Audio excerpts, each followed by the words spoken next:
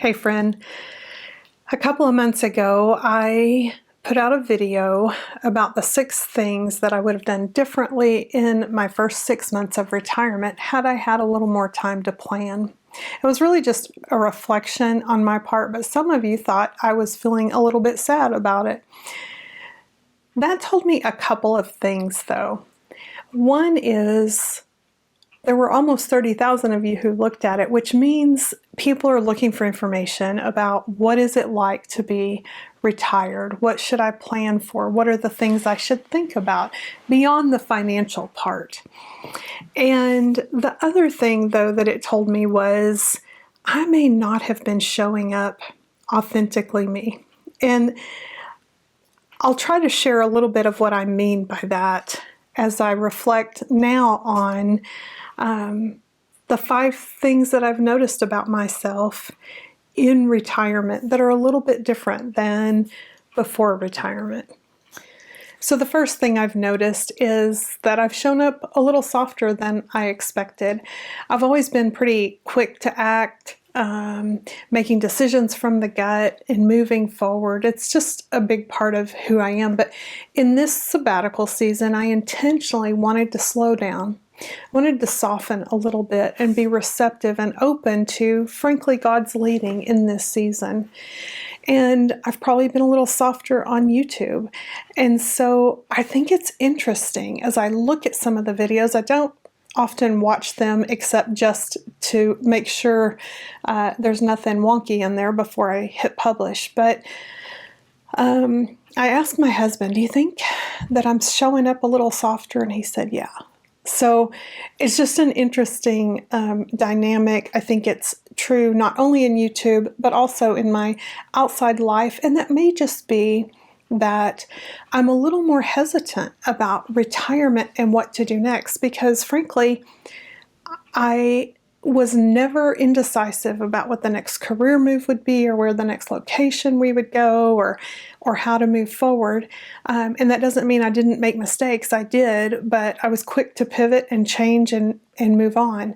And in this season, we don't really have a roadmap for retirement that's a one-size-fits-all. Life isn't a one-size-fits-all. But I think that may be why I've been a little more hesitant. But I'm feeling a stirring again to get back to me. And so that may become obvious as I continue to make these videos.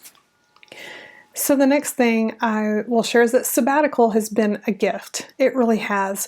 But I'm looking ahead. The slower pace has been absolutely wonderful, and I think I needed it after nearly 4 decades of work. But I know myself. And I don't live in neutral very long. And so I'm feeling a stirring to move forward and kind of giving myself permission to think about what that might look like in 2026. Right now I'm laying some groundwork with what I might want to do with my business, the trips I may want to take, and some more intentional projects I might want to take on. And so I'm excited about that. I really struggle because I don't want to give up my sabbatical season, and I don't think I will entirely. I think there's still a place and a space for that while we still pursue meaningful things to do.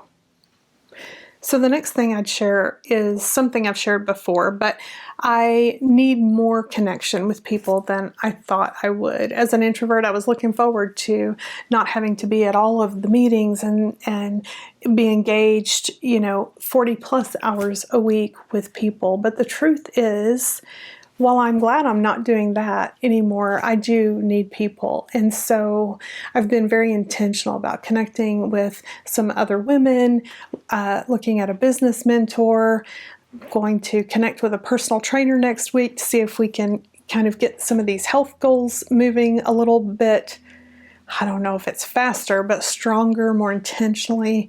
And, it's okay that that's where my connection is. The connection before was all around a purpose, a common mission and goal. Well, I've got some personal goals and some things that I want to work towards. And so connecting with people that can be a part of that and that maybe I can help with their goals is really, it's the best thing. The other thing is that the Enneagram has helped me make sense of my reactions in this season. As an Enneagram 8, I move quickly, lead boldly, am decisive, and like I said, I've hesitated a little bit more in this season. But all that meant was that slowing down felt unfamiliar, but it didn't mean it wasn't good for me. And I've really enjoyed that. And, you know, there are, and we can talk about this later, but in the Enneagram, which basically is just,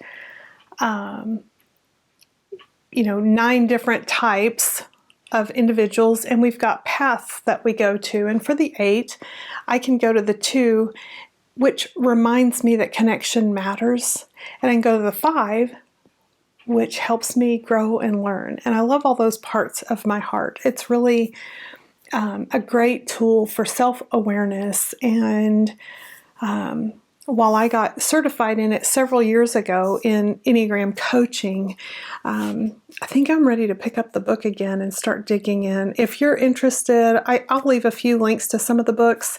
I am not an affiliate with anything, but I'll leave some books and maybe even a couple of YouTube channels maybe that might help if you're interested in that. The last thing is that legacy and service are front and center. And I've realized that my idea of legacy is bigger than family. Family matters deeply, but I feel drawn to serve others and keep learning. And so it's not about building some empire or anything. It's about putting yourself out in the world to encourage others, to provide hope, and maybe leave a lasting impact on just that person that you touched. So those are the 5 things I've learned about myself in retirement. What about you? Do you have any stories about what you've learned or things that have happened that have given you some insight to yourself, some deeper self-awareness in retirement? I do think this is a rich time for us in what will likely be the last third of our lives, last quarter of our lives. Who knows? I mean, we all hope we live long and healthy lives, but it's not over. And so I think that there's a lot more to give, a lot more to see, a lot more to do, a lot more joy to experience. And I hope you get as much as you can stand. So until the next time, friend, I appreciate you being here. I look forward to meeting you in the comments, and we will see you soon.